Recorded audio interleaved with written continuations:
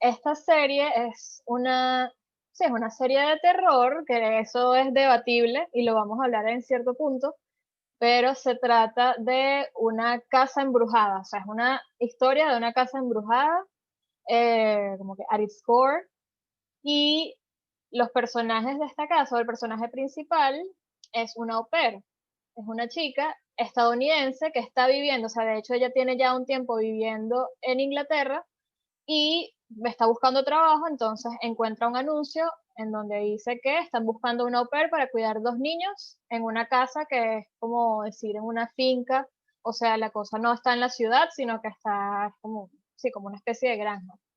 Em, entonces ella va a su entrevista, ya vamos a hablar sobre ese tema de la entrevista porque hay ahí como, se da ciertos tumbos, pero lo cierto es que la terminan contratando y llega a esta casa a conocer niños, los niños son realmente muy tiernos, realmente pequeños, como, no recuerdo, tienen edad, como 7 y 9 años, o 7 y 11, algo así, y una niña pequeña y el niño es menor. Entonces, ¿qué pasa con esto? Bueno, antes de ella hubo otro au pair. Yo soy como muy mala echando estos cuentos. Y bueno, yo creo que ya podemos empezar esta discusión. A ver, yo tengo Bueno, aquí pero unas suena full preguntas. interesante. Sí, a mí me gustó muchísimo, me pareció que estuvo muy bien hecha, para empezar, muy bien actuada. O sea, me gustó mucho la manera en que hicieron esta historia, porque además cada capítulo, o sea, hay unos capítulos que parecen como una película en el sentido de que cuentan una historia como de por sí muy completa y, y la cuentan de una manera que realmente se convierte como en toda una trama por sí sola. Em, pero también me gustó, yo soy fan del terror como género, las partes, o sea, hay unas partes que realmente me daban así como chills, me parecieron súper creepy y eso me gustó mucho. Le faltó en el sentido de que no da tanto miedo en general, o sea, son como unos momentos muy particulares en cada episodio, y el resto es más como si estuvieses viendo una serie de drama, por ejemplo. Pero en verdad me gustó mucho. Eh, Pero si lloraste al final. Mira, no recuerdo si lloré como tal, o sea, sí se me aguó el guarapo, pero, pero sí, o sea, sí me dio bastante sentimiento. Ajá, A mí me yo sí quiero dieron, saber si sí, Andrea y Gabriela lloraron en el final. ajá, Porque yo soy demasiado llorón, entonces sé que si veo la serie voy a llorar al final, estoy seguro. ajá, Andrea se ríe nerviosamente, un poquito. Un poquito. Gabriela, ¿lloraste? Como dice Gabriela, hablemos sin tabús. Demasiado, Sin tabús. créanme. Te, te creemos. A ver, otra pregunta que les quisiera hacer, y ustedes dos, que en realidad están allí como en este proceso en que les interesa el programa au pair, quieren ser au pairs, después de ver esto todavía les provoca.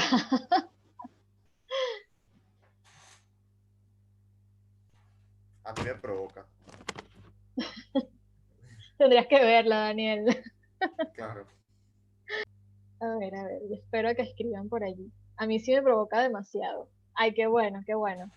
Eso es importante, saber que esta serie no va a hacer que todo el mundo pierda como el entusiasmo por ser au pair, Yo, entendiendo que esto es ficción.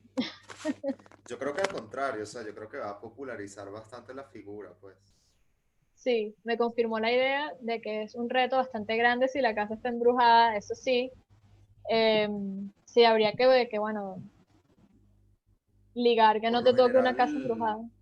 claro, por lo general las familias que nosotros conseguimos son de casas normales, por lo general. No sé si hasta ahora hemos conseguido casas embrujadas, yo creo que no. No, no, nada que ver. A mí lo que me pasó, o sea, ¿ustedes tuvieron historias con fantasmas en sus experiencias au pair? No, con fantasmas no, yo no, no sé, Daniel. Lo que sí tuve fue historias de terror con los insectos. Eso para mí fue, o sea, de verdad casi que hubiese preferido convivir con fantasmas que con insectos, con las arañas sobre todo. ¿Y tú, Daniel? Yo no tuve historias con fantasmas en realidad, pero en las dos casas en las que viví, eran casas muy grandes, que sí daba bastante miedito como transitar por ellas en la noche, pues sobre todo porque yo me quedaba hasta tarde haciendo babysitting y había veces que me quedaba solo en la casa de noche, entonces es como el escenario perfecto. Si hubo un momento en el que el mayor tuvo como una visión o algo así, es que los niños son como muy, tienen como más habilidad para detectar cosas paranormales. Él me insistía en que había una lámpara que se estaba moviendo en la noche, de hecho se despertó, yo estaba solo con él, eh, digo, no estaba la mamá, pues estaba haciendo babysitting porque la mamá había salido y él me insistía en que había una lámpara que se estaba moviendo y tal, y me tuve que quedar como con él un rato, calmándolo, a, no sé, a la 1 de la mañana, ¿sabes? Este, pero sí, los niños tienen en efecto como más sensibilidad a captar esas cosas, pues. Este, pero yo así de una experiencia directa con fantasmas, no. Uy, no. Bueno, no, yo no tuve, o sea, no recuerdo nada, ni siquiera que las niñas me hayan dicho en algún momento, como que, ay, tenemos miedo, nada que ver. Em, Debo confesar que yo no creo mucho en estas cosas, entonces quizás, no sé, o sea, quizás por eso es que yo siempre, si en algún momento vi algo raro, fue como que, bueno, no sé, el bombillo está malo, la brisa, o sea, no lo sé. Em, Ajá, Gabriela tiene un cuento. Mi hermano una vez le pidió a mi mamá que regañara a un muñeco de Woody que tenía porque el muñeco y que le hacía daño. Sas, sape, Ay, olvídalo, qué miedo, qué olvídalo. horrible. Me O voy sea, de la casa, me voy de la casa. qué horrible. Pero sí les quería contar de una vez, o sea, una ocasión donde sí me asusté mucho, no tanto por fantasmas, pero que sí me sentía como en una película de terror, estando como au pair. Y fue en una ocasión, la familia anfitriona con la que yo vivía se fue de viaje, o sea, se fueron de vacaciones todos, los papás y las niñas, y yo me quedé sola en la casa. O sea, ellos me dijeron, mira, nosotros nos vamos, si tú quieres tomar vacaciones y viajar, chévere, o si te quieres quedar aquí, también. Y yo, bueno, no, yo me voy a quedar. Supongo que en ese momento no tenía mucho dinero. Lo cierto es que me quedé una semana sola y en el día todo maravilloso, o sea, yo estaba así que bailaba en la sala en pantaletas, o sea, yo feliz de estar sola en la casa, en verdad me encantó, pero en las noches me daba un miedo horrible porque se ponía todo oscuro afuera y yo dentro de la casa y sentía como que alguien me veía desde afuera y me daba como un miedo. O sea, yo sabía que en el sitio donde yo estaba ahí no pasaba nada nunca y nunca iba a pasar, uno no sabe, pero igual me daba como muchísimo miedo en las noches, entonces yo tenía que bajar, o sea, todas las ventanas tenían instaladas como estas persianas eléctricas que uno, si tú las cierras completas y no entra ni un rayito de luz, ni hay forma de ver hacia adentro, ni hacia afuera. Y yo las cerraba todas, en todas las puertas, en todas las ventanas, porque me daba muchísimo miedo en las noches, como sentir que estaba muy vulnerable. Pero bueno, después en la mañana, el día, me sentía totalmente bien, no tenía miedo de nada. Pero eso fue como el único momento así donde sentí miedo. Bueno, pero igual tú no crees en fantasmas, entonces no importa. Sí, y no pasó nada, todo estuvo bien. Exacto. Bueno, una cosa que les quería contar, o que les quiero comentar sobre después de haber visto esta serie, es que cuando yo la estaba viendo, me iba dando cuenta, o sea, había muchísimas cosas que me llamaban la atención porque decía, esto es tal cual, y había otras cosas donde yo decía, bueno, esto en realidad no es así, y quiero decir como comparando con el programa Au Pair, o sea, pensando específicamente en el programa Au Pair. Y lo primero que me llamó muchísimo la atención fue la parte de la entrevista. De hecho, hay dos entrevistas, porque primero entrevistan a Dani, que es la protagonista de la serie, y también muestran, como en un flashback, las entrevistas, o la entrevista que le hacen a, ay, no me acuerdo el nombre de la otra opera, eh, Rebeca, a Rebeca. Y esas partes me llamaron mucho la atención porque, bueno, efectivamente a veces son unas entrevistas que intimidan mucho. Eh, Obviamente en la serie es muy inusual esto de que la entrevista te la haga alguien que no es con quien vas a vivir. O sea, en el caso de Dani, obviamente la entrevista al tío porque los papás ya habían muerto. Pero en el caso de Rebeca también es el tío con el asistente quienes le hacen la entrevista al au pair, y eso no es así para nada en un caso normal, porque te entrevista la familia, o sea, te entrevistan los papás con los que vas a vivir, te entrevista muchas veces, de hecho, están los niños allí presentes, o a veces primero están los papás y después te dicen, bueno, vamos a volver a reunirnos el fin de semana que viene y ahí se conectan con los niños. O sea, es mucho más directo y no es que llegas a conocer a quién, o sea, con quién es que vas a convivir, sino que desde las entrevistas conoces a estas personas. Esa es una de las cosas que a mí me llamó la atención. Y lo otro es que eh, hablan, o sea, manejan un poquito como estas diferencias entre niñera y au pair, que no termina siendo lo mismo, porque, bueno, la au pair, la idea es que se integre como parte de la familia. Yo diría que la forma, o sea, el trabajo que realizaban ambas en la serie se parece más al trabajo de una niñera que al de una au pair, me da la impresión a mí.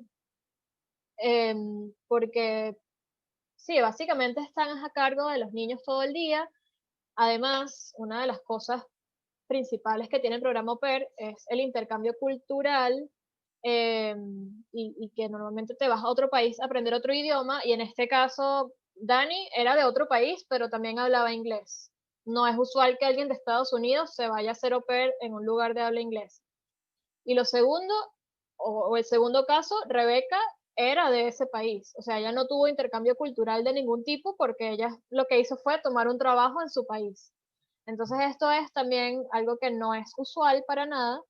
Lo normal es que unos, o sea, las au pairs que están en Inglaterra sean au pairs de Latinoamérica, pueden ser de Asia, pueden ser de otros países de Europa, pero que sí una española, una italiana o un italiano, eh, y que haya como más intercambio cultural, ¿no? ¿Cómo lo ves tú, Dani?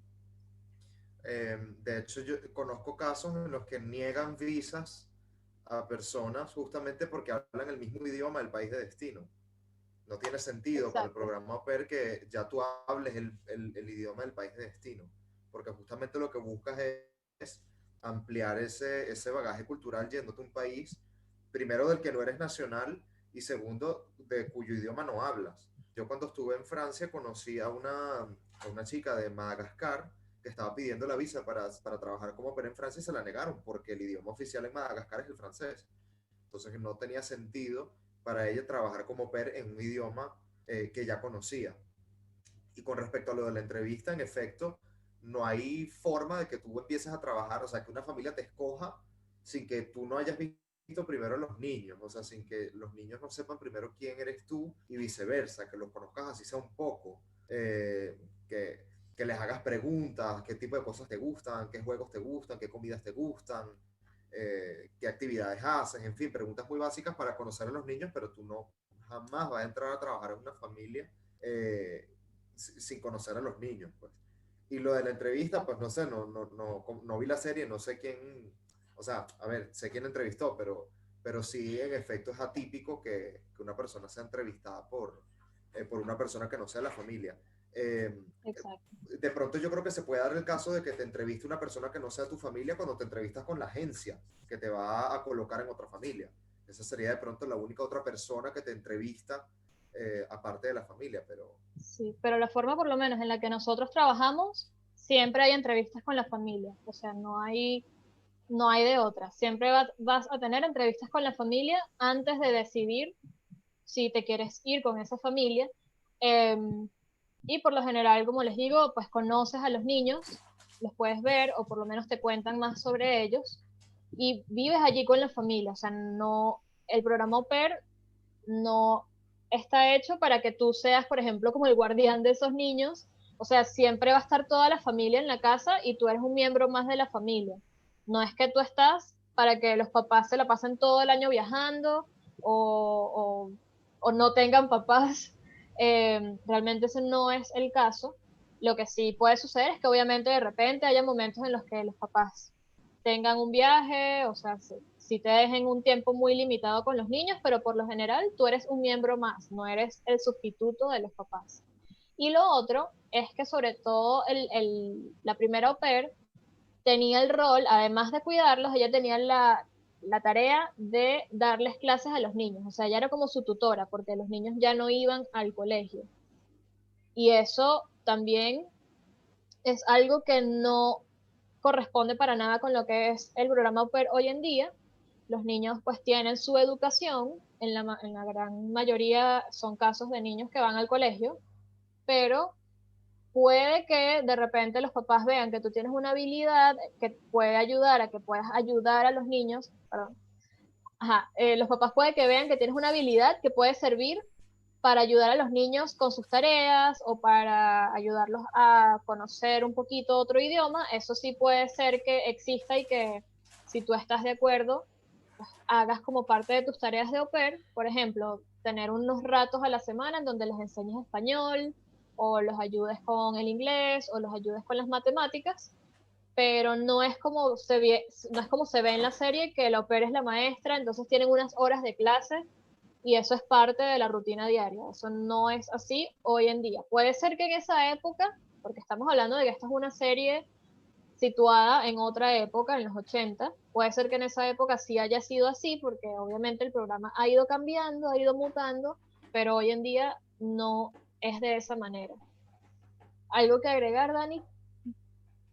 No, no, no, más que decirte que estoy de acuerdo y que en efecto eh, el au pair no sirve como un outsourcing de crianza, pues, o sea, el au pair es una ayuda para los padres, pero los padres están ahí. Eh, yo creo que sí es importante que sepan que puede darse el caso de posiciones au pairs que no sean estrictamente live-in, o sea, que no estés viviendo que no duermas en la casa. No sé cómo es en Alemania, en París yo lo vi. En París las superficies son muy pequeñas, normalmente las familias viven en apartamentos, no en casas, y puede ser que no tengan un cuarto para el au pair. Entonces le alquilan otro sitio, otro apartamento que esté en el mismo edificio, o un anexo en un edificio que esté 2 calles más allá. Y el au pair duerme en ese apartamento extra, entre comillas, ¿no? Pero el trabajo del au pair es en la casa con los padres. Entonces, la serie parece bastante responsabilidad para un au pair. Me imagino que sí, o sea, me imagino que la responsabilidad que muestran en la serie es mucho mayor de lo que en verdad es, porque el au pair es un apoyo y así es como se... El au pair es el hermano mayor, o sea, y el hermano mayor tiene unas responsabilidades que no son de crianza, que son de apoyo a los padres, ¿ok? Pero no, aparte de Exacto. eso, pues, de acuerdo con lo que dijiste tú. Sí, exactamente. En la vida real no luce así tal cual como en la serie, porque hay muchas responsabilidades que no corresponden al au pair. Hay partes que sí, por ejemplo, o sea, cuando se ve que Dani baña a la niña o la acompaña a bañarse y los acompaña a acostarse a la cama, ese tipo de cosas, por supuesto, sí corresponden. También jugar con ellos, todo eso sí es como una mirada a la rutina típica de un au pair, pero están estas cosas que van por fuera.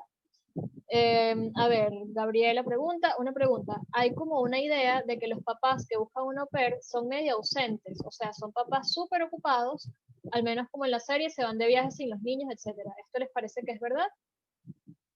¿Quieres responder esto tú primero, Dani? ¿O yo? No, no, no, adelante tú y yo complemento si hace falta. Ok. No, no es siempre así. Sí puede ser que los papás tengan unos trabajos exigentes. Muchas veces los papás buscan au pair porque tienen trabajos con horarios que no les permiten estar allí para todos los momentos en los que sus niños los requieren a ellos. Entonces necesitan que alguien esté allí, por ejemplo, cuando los niños regresan del colegio, para que luego los papás puedan estar con ellos cuando ellos llegan del trabajo. O sea, eso puede suceder. También puede ser que los papás viajen o que uno de los papás viaje. Es raro que sean los dos al mismo tiempo.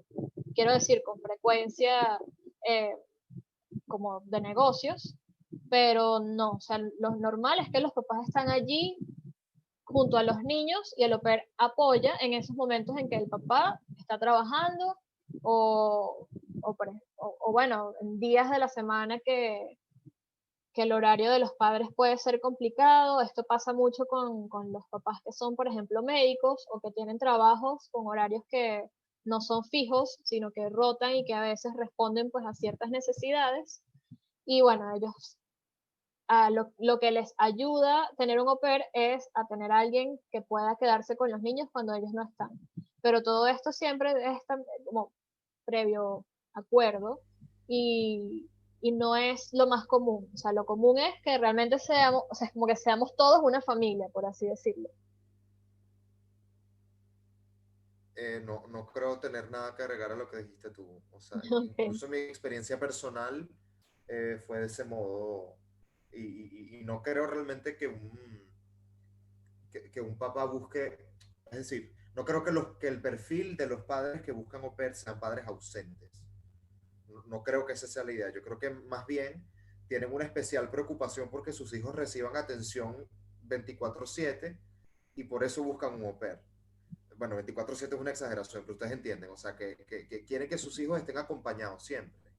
Eh, yo había muchas veces en mi casa que me dejaban solo, o sea, a ver, nosotros en Venezuela como que no tenemos mucha esa costumbre de tener ¿sabes? Un au pair, o al menos, no sé, yo no conozco au No. pairs que se hayan ido a Venezuela jamás. Yo creo que en ese sentido nosotros somos como bastante más independientes, pero, pero sí, normalmente el padre que busca un au pair, eh, procura que su hijo siempre esté acompañado y no porque él no se quiera ocupar de él, sino porque justamente hay momentos en los que no pueden estar ellos, pero ellos siempre, o al menos así fue mi experiencia, siempre van a procurar sacar el mayor tiempo posible para estar con sus hijos. Y que yo haya visto que ellos se van de viaje, de vacaciones sin los hijos, eso nunca lo vi, jamás. Sí, exacto. No es, o sea, realmente no es para nada lo normal. A ver, otra de las cosas que tengo acá y que les quería contar, que esto me recordó mucho a mi experiencia, es el momento en que llegas y conoces a los niños. Eso me dio muchísima ternura, como esas primeras escenas cuando Flora le está mostrando a Dani toda la casa, y bueno, además de que lo hacen súper tierno porque ella tiene como estas frasecitas, cuando los niños aprenden una nueva frase que la dicen a cada rato, eh, a todo lo llamaba perfectly splendid, con su acento británico en una vocecita de niño, o sea, es como la cosa más tierna que te puedes imaginar. Eh, pero eso me recordó muchísimo mi experiencia porque realmente cuando tú llegas a la casa, los niños son así, o sea, ellos como se emocionan muchísimo por recibirte y mostrarte todo. Mira, esta es mi casa, este es mi cuarto, estas son mis muñecas, esta es mi estación de manualidades, o sea, son así súper entusiasmados. Es realmente algo muy, muy bonito. Es como uno de los momentos que uno más recuerda de toda su experiencia. ¿A ti te pasó así, Dani? En efecto, en las dos familias, apenas yo llegué, el acercamiento de los niños fue al principio tímido, los primeros 6 segundos tímido, tipo me escondo detrás de mi papá, y al segundo número 7 ya salen y dicen, mira, este es mi cuarto de juego, esta es mi cama, esta es mi muñeca favorita, este es el CD que me gusta, porque tienen como un apego, pues, o sea, como un apego muy cuchi. Sí. Y también en el viaje que hice, yo hice un viaje de reencuentro con mi familia ahorita en verano, y cuando nos vimos, o sea, cuando me vi otra vez con los niños fue 5 segundos de timidez e inmediatamente, mira esto que me regalaron, este es un juguete nuevo, este es el dinosaurio que me gusta, este es no sé, el álbum de fotos, no sé qué, o sea, como que un apego y un acercamiento muy cálido. Sí, son muy lindos. Realmente Ellos se emocionan mucho. se emocionan muchísimo y muchas veces como que desde el primer momento te admiran y quieren compartir todo contigo. Es realmente muy bonito ese primer momento con los niños. Pero bueno, así como está ese primer momento que es bonito, luego pues hay de todo, hay más momentos bonitos, hay momentos no tan bonitos, y aquí también pasó algo, de hecho pasa en el primer capítulo, que Dani entra como a un armario y sucede algo, ahí es donde uno no sabe muy bien qué fue lo que pasó, pero es como que los niños la encierran, seguramente allí estando que si el niño poseído por Tita, y ella se molesta mucho porque es como que como que le están haciendo una broma o sea, ella lo ve como que los niños le están haciendo una broma y la encierran en el closet, y ella se molesta y pega gritos y le da la puerta hasta que le abren la puerta y que, ay, perdón y tal, fue sin querer, no es lo que, o sea, no lo hicimos con intención. Eh, Ella se molesta mucho, y esto es algo que me pareció muy importante y es algo que quería hablar aquí también, Y lo que ella hace no es explotar y caerle a gritos a los niños, sino que ella dice, me estoy molesta, es hora de dormir, todo el mundo a dormir, mañana lo hablamos. Se van todos a dormir y al día siguiente ella los para y les dice, ok, ¿qué pasó ayer?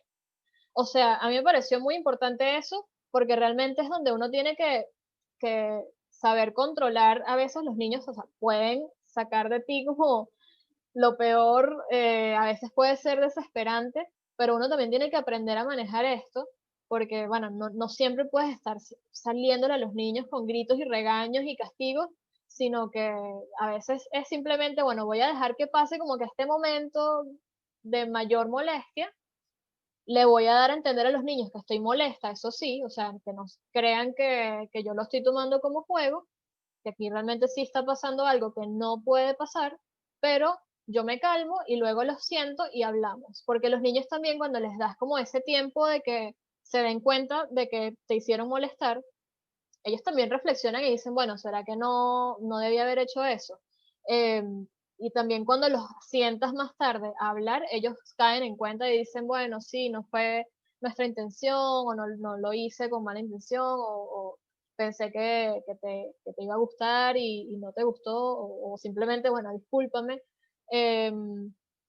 Y creo que es un buen ejemplo de cómo manejar esa disciplina. O sea, creo que es importante allí no tomarse las cosas tan personal y siempre uno calmarse primero antes de abordar ese tema de la disciplina con los niños para poder hacerlo bien, para poder ser firme, pero sin tener como un efecto demasiado negativo en los niños. ¿Cómo fue esto para ti, Dani? No sé si tú tuviste experiencias de este tipo o simplemente como que oyendo este ejemplo de la serie, ¿cómo lo ves? Bueno, a mí nunca me hicieron una broma pesada, nunca. Em, pero yo sí creo que la disciplina es un punto fundamental de la experiencia, ¿no? Porque además cada familia tiene su estilo, cada hogar tiene sus reglas y hay familias que aprecian más, un poquito más de disciplina estricta y otras que son un poco más flexibles. Yo creo que lo esencial cuando uno se está posicionando en una casa nueva, en el que, claro, los niños al principio pueden ser muy cuchis, pero en el fondo son niños, eso no implica que tengan una mala intención, pero los niños hacen juegos y hacen bromas. Lo esencial es que los niños entiendan que tú también eres una figura de autoridad ahí, ¿ok? O sea, que no porque tú no seas papá o mamá, o papá y papá, o mamá y mamá, porque tú no estés en ese renglón, significa que ellos pueden jugar contigo y hacerte bromas pesadas. Entonces, tú posicionarte como una figura de autoridad es esencial y para eso es aún más importante que lo hables con los jefes de la casa en un principio. Que tú digas, mira, ¿cómo es la mejor forma para yo entrarle a tu hijo o a tus hijos? ¿Qué consejos me das en función del carácter que ellos tienen, que ustedes los conocen mejor que yo? Pero la idea es que el niño o los niños te vean a ti también como una figura de autoridad. También el tema de sentarlos, o sea, de dejar que pase el momento y sentarlos después, yo creo que depende de la edad que tengan los niños, Sí, porque ciertamente. cuando son más chiquitos, todavía yo creo que pueden no tener las herramientas para razonar por sí solos y entender por qué tú los estás sentando después y qué se supone que tienen que reflexionar ellos en ese momento. Puede ser que un niño chiquito, tú dejes pasar un tiempo y tan sencillamente se le olvida lo que pasó. Entonces, puede ser que con niños más pequeños, en mi caso fue así, en la segunda familia que tuve, eran niños más pequeños, el momento de reprender es el momento de la acción, no después, porque después se le olvida, ¿ok? Eh, Vamos a suponer, bueno, pasa algo, él se porta mal, lo que sea, yo en el momento lo reprendo, dejo claro quién es la figura de autoridad y después se lo cuento a la mamá. Y la mamá, ya después, cuando estamos cenando, 3 o 4 horas después, preguntas, ¿a qué pasó? ¿Qué crees que hiciste mal? No sé qué. Y es ella la que va metiendo esas herramientas de reflexión al niño. Pero uno en el momento, insisto, depende de la edad del niño. O sea, si ya son niños de 6 7 8 años, puede ser que ya tengan esas herramientas y sea válido justamente esperar a que pase el momento de molestia y sentarlos después a reflexionar. Pero con un niño más pequeño no sé si de pronto es la estrategia más efectiva. Sí, tienes toda la razón, eh, porque efectivamente, pues tienes que ver con qué edades estás trabajando para saber cuál es el mejor acercamiento para muchísimas cosas, no solamente para este tema de la disciplina y reprenderlos cuando es necesario. Claro, y aquí lo relaciono, de hecho me identifiqué mucho porque las edades de los niños en esta serie era muy parecida a las edades de las niñas que yo cuidé, y bueno, o sea, pude identificarme con muchas cosas, pero ciertamente depende mucho de la edad y también depende de los acuerdos previos que tú tengas con los papás, porque eso es un punto que también mencionas que es muy importante. En esta serie, pues obviamente esto no existe porque no hay papás y el tío que la contrató a ella está muy ausente, entonces ella no tiene como un equipo con quien ponerse de acuerdo, pero uno con sus padres anfitriones sí tiene que trabajar en equipo y hay que definir desde un inicio cómo vamos a manejar esto. O sea, cuando pasa algo, hay papás que dicen, mira, tú tienes toda la autoridad, si tú regañas, nosotros te apoyamos a ti, si tú das permiso, nosotros confiamos en que tú supiste, perdón, en que tú sabes por qué diste el permiso y queremos que los niños te vean como esa figura de autoridad. Como hay papás que más bien te dicen, bueno, nosotros preferimos ser quienes digan que sí, quienes digan que no, quienes regañen. Entonces, cuando tú sientas que hay algo que está mal, que los niños no están haciendo bien, primero nos dices a nosotros y nosotros lo hablamos con ellos. O sea, existen papás que quieren manejar este tipo de cosas de maneras diferentes y uno tiene que también adaptarse a eso y respetarlo. Eh, y bueno, tratar de que cualquiera que sea la posición o la preferencia de los papás para este tipo de cosas, pues procurar que todos nos pongamos de acuerdo para trabajar en equipo en ese tipo de situaciones. Y lo último que tengo aquí anotado, que es como un último punto que vi en la serie que me llamó mucho la atención, eh, que es, bueno, todo esto que va sucediendo, sobre todo hacia el final, cuando los niños están en peligro y Dani empieza desesperadamente pues a tratar de hacer lo que sea por protegerlos, por salvarlos. Uno se da cuenta de que, bueno, ella allí realmente haría lo que sea por poder salvar a estos niños y uno nota que hay como un instinto maternal que se despierta en ella y esto es algo que yo también sentí totalmente. Afortunadamente esto es una historia de ficción y uno no tiene que verse enfrentado a situaciones tan fuertes como esa, pero en general uno pues se da cuenta de que se desarrolla un instinto paternal y maternal en uno increíble. Uno trata, o sea, uno empieza sin pensarlo mucho, uno empieza a poner a los niños por delante. eh, a ver, o sea, come tú, yo después veo que como, o se te cayó algo, bueno, toma el mío. Y con muchísimas cosas te vas dando cuenta de que vas desarrollando ese instinto con ellos.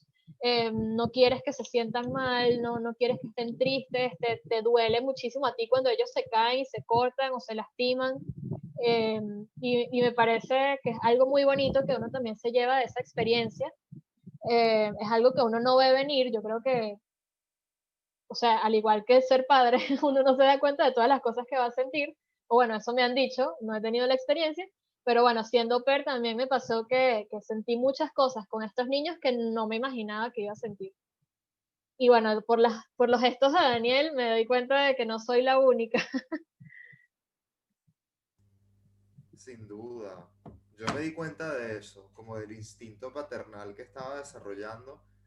Creo que fue un momento, el chiquito como que se fue a resbalar y yo así de inmediato sin pensarlo, le protegí la cabeza. Y la mamá me dijo como que, verga, bien ahí, ¿sabes? Porque la cabeza es como que lo más frágil de un bebé, entonces, Claro, pero, ¿sabes? Una cosa así súper instintiva, súper automático, sin pensarlo, y uno va desarrollando, por supuesto, esos lazos, este, que además, con el chiquito en particular, que lo vi crecer, ¿me entiendes? Yo lo conocí de 6 meses, y sus primeros meses, sus primeros años de vida fueron conmigo, entonces evidentemente eso se genera un lazo ahí importantísimo y, y las despedidas son horrorosas, entonces sí, sin duda.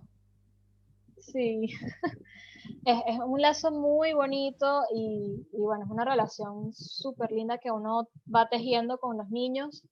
Eh, y bueno, como dices tú, o sea, la despedida es fuerte, o sea, yo lloré horrible cuando me tuve que despedir de las niñas y Y wow, y otra de las cosas que también, esto no lo anoté, pero de hecho me acaba de venir a la mente y es algo con lo que me identifiqué mucho hacia el final de la serie, cuando pasan los años y bueno, como yo conté ya para Daniel, la au pair y la jardinera están, o mejor dicho, Dani y Jamie, por ponerles nombres, ya están viviendo en Estados Unidos, tienen años por allá. ¿Cómo es que se llamaba el cocinero? Ay, Owen, ajá, el cocinero Owen, también había hecho su vida por otro lado, y ellos se reencuentran para conversar, y él les cuenta que él los vio, o sea, que vio a la familia, es decir, al tío con los niños, que ya no son niños, ya son adolescentes para ese momento, y que ellos no se acordaban de nada de lo que pasó en la casa, no se acordaban de toda esa tragedia con el fantasma, con todas las personas que murieron allí, ellos solo recordaban que ellos tenían una casa donde pasaban los veranos. Eh, y obviamente a Dani y a Jamie les da sentimiento porque ellas dicen, bueno, eso significa que no se deben acordar de nosotras. Y esa es una de las cosas que a mí también me da mucho miedo y me da sentimientos cuando pienso en mi familia anfitriona, sobre todo en las niñas, porque digo, wow, ellas van creciendo y poco a poco van olvidando todo lo que vivimos juntas, a pesar de que yo mantengo el contacto con ellas y siempre ven, o sea, les cuento cosas nuevas en mi vida y ellas me cuentan cosas y me mandan fotos, pero bueno, es como una de las cosas que también le da unos sentimientos después de vivir toda esta experiencia, que es hasta qué punto se van a acordar de mí. Y esto no me quiero imaginar en el caso de los bebés. Yo cuando llegué a Alemania cuidé a un bebé, o sea, estuve con una familia primero donde había un bebé, o sea, yo adoraba ese bebé como no tienen idea y me dio mucha tristeza tener que separarme y tener que cambiar de familia, sobre todo por él. Y cuando pienso en él, yo digo, bueno, él no debe acordarse de quién soy yo porque estuvimos juntos muy poco tiempo y él estaba muy chiquito y eso es una cosa que también da un poquito de dolor.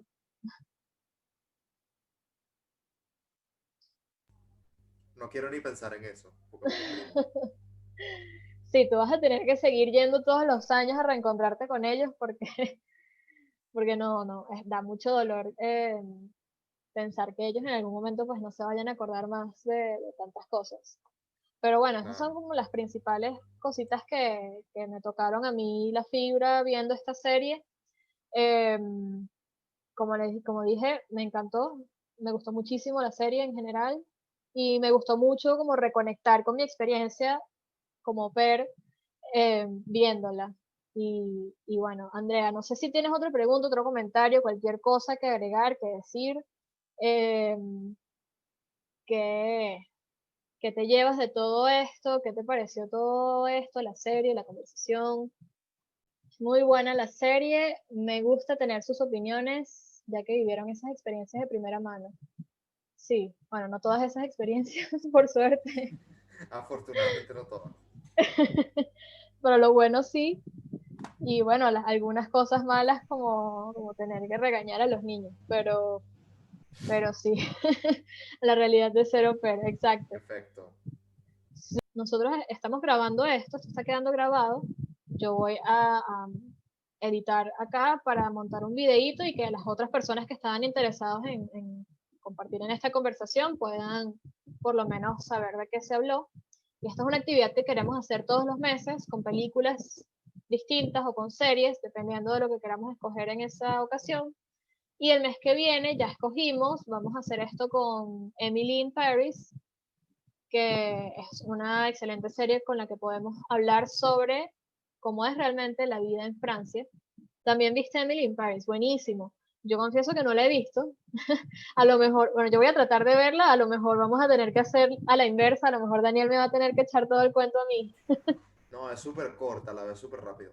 Ok, sí, voy a hacer el esfuerzo por verla, me interesa mucho en realidad. Bueno, muchísimas gracias por conectarte, nos encantó compartir contigo y bueno, saber que también como que la serie despertó en ti todos estos pensamientos y que la disfrutaste, o sea, por todo lo que nos dijiste, se nota que la disfrutaste, yo también la disfruté mucho, me parece que es una serie muy buena y que sirve mucho para empezar a tener una ventanita hacia cómo luce ese futuro como Oper. Espero que nos veamos en el próximo Open Chill.